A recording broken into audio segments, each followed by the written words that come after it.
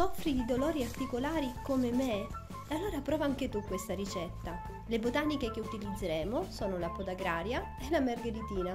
Ne dovremo prendere 3 parti di Bellis perennis e una parte di Egopodium podagraria. Le lasceremo essiccare leggermente per una giornata e poi ridurremo in piccole parti le foglie della podagraria. Uniremo insieme le 2 botaniche in modo che siano ben distribuite le une insieme alle altre. Se sei un soggetto particolarmente sensibile, attenzione, perché la podagraria può dare alcuni fenomeni di sensibilizzazione per contatto.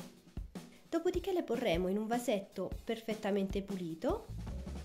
Daremo dei colpettini sul fondo in modo che la botanica si possa assestare liberamente negli spazi vuoti e riempiremo fino alla superficie superiore con un alcol a 55 gradi.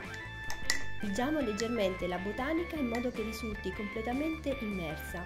Chiudiamo il vasetto e lo lasceremo macerare 15 giorni lontano dalla luce del sole in un ambiente fresco.